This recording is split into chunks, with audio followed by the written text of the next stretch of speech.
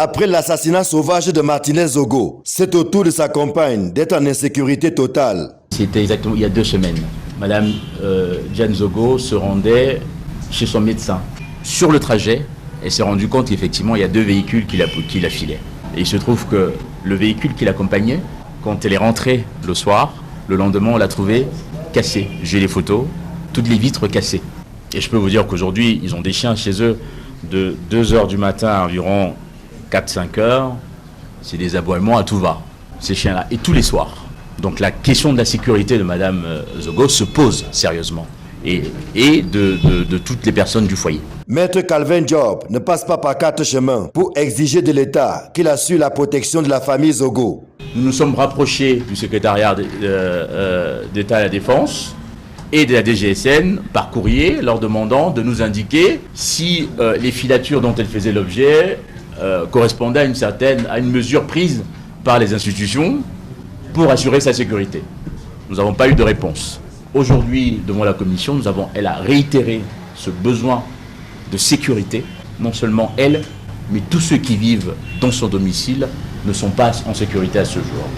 Il nous a été dit que les instructions seront prises pour pallier à ce manquement.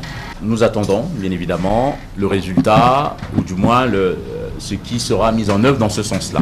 C'est un droit garanti par divers instruments, aussi nationaux qu'internationaux, l'État étant responsable de la sécurité de tous les citoyens. Il est tout à fait normal que la famille Zogo, qui se sent en insécurité, fasse appel au pouvoir public afin qu'il intervienne en vue de leur assurer la protection nécessaire. Le collectif des avocats des ayants droit de Martinez Zogo dit également n'avoir pas encore eu accès au dossier. Il formule néanmoins le vœu de voir la procédure s'accélérer, au moins pour que les obsèques du défunt soient enfin organisés, mais davantage pour que justice soit rendue. J'ai des gens qui sont épris de justice, qui veulent juste que les auteurs de ce crime crapuleux soient identifiés et soient interpellés et soient jugés.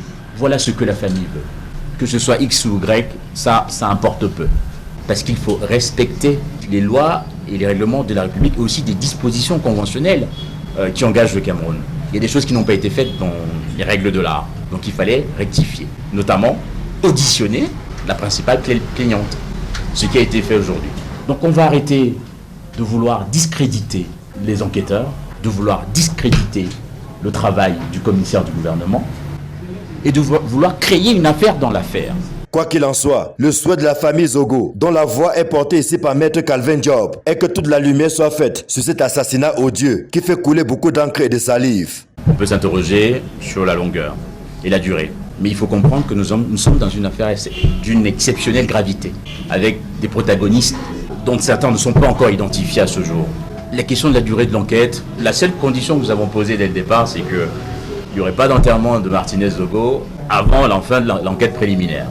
Des éléments que j'ai à disposition me permettent de penser que nous sommes au bout de cette enquête préliminaire. Donc la durée de la procédure, nous, ça ne nous inquiète pas tant que ça, tant que les choses soient faites de manière à respecter les dispositions du code de procédure pénale en ce sens.